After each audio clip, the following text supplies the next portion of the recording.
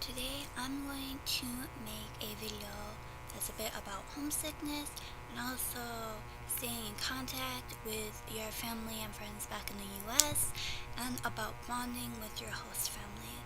One thing that actually quite a few people have asked me about is not being able to have a cell phone when you go on this 1 month homestay, and also not being able to Skype with your family and friends back home. The reason for this is it's not just a trip to Japan. This is a bonding experience for you and your host family.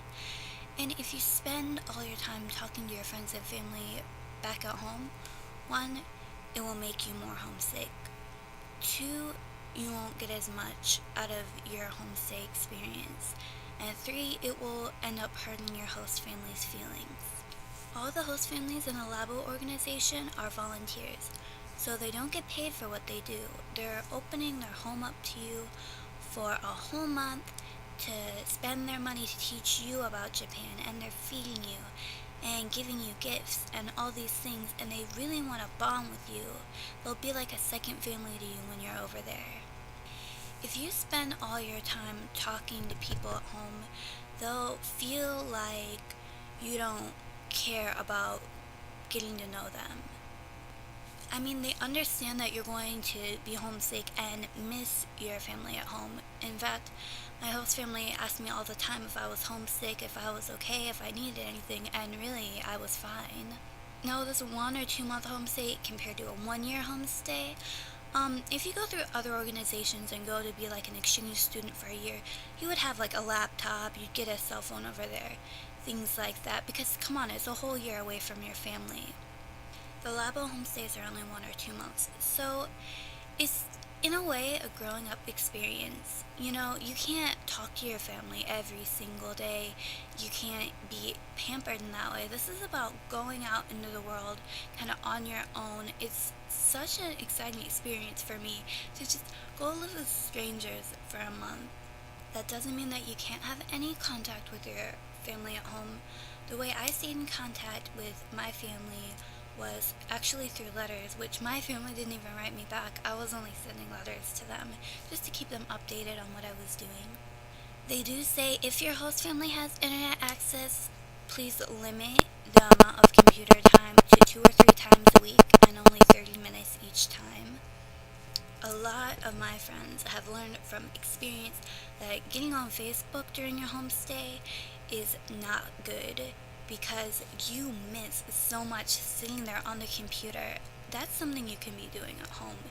This experience through Labo is just about going out and experiencing Japan, and it's just for 1 or 2 months, and you'll get back home and everything will still be the way it is. So if you're the homesick type, I don't recommend a homestay, especially through the Labo organization. Now, some of you would be worried about safety reasons, not having a cell phone. You know, what if your host brother tries to rape you or something, or what if you get lost? First of all, these families are very thoroughly background checked. They've been members of the Labo organization for years, some of them for generations. These families are well known in their communities.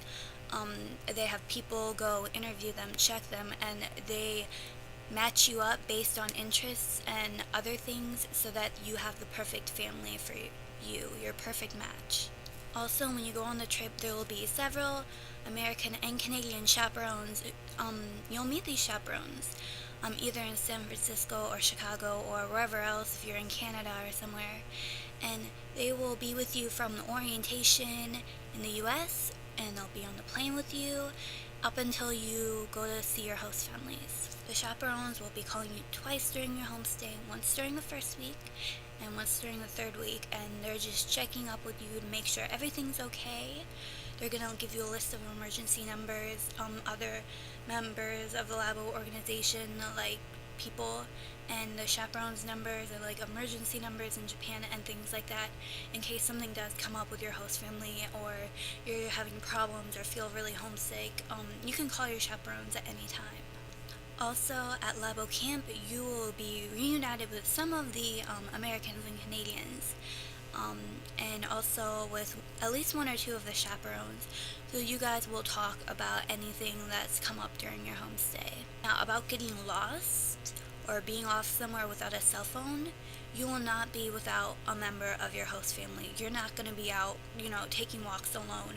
I actually walked down a couple blocks to the mailbox in my little town by myself, but it wasn't very far. There wasn't really any danger at all. So you will be with a member of your host family or someone who has a cell phone at all times, so you don't have to worry about getting lost. Of course you love your family back at home, but this is like finding your second family. My host family, I love them so much, and they really are second family for you. They treat you like they're your child and like you're their brothers and sisters. You really bond with them. But if you're really disconnected from them and you're on the computer all the time, you're not gonna bond with them as much. You're just gonna keep on. It's pretty much like you're still stuck in the US or whatever country you're from.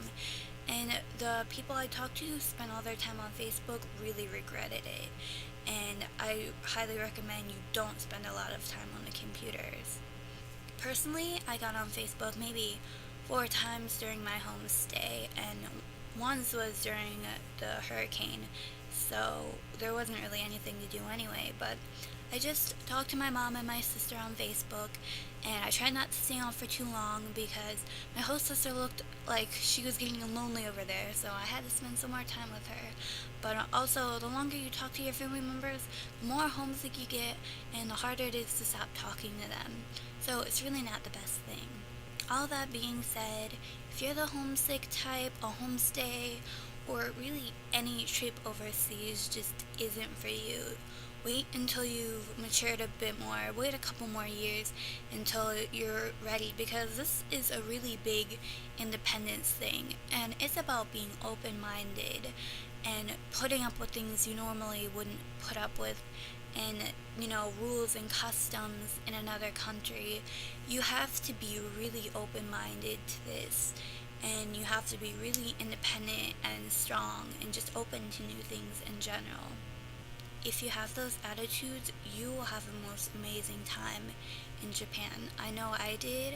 I didn't want to come home yet when my homestay was over, and I cannot wait to go back to the country of Japan and meet my host family and friends again, and also make new friends and meet my new host families. If I ever become a labo intern, I'll end up with like 4 to 6 different host families for that year, so I'll have a lot more bonding to do. Thank you guys for watching this video, and if you have any more questions, ask me either through a comment or on my profile, and I will try to make a video of it or message you with an answer.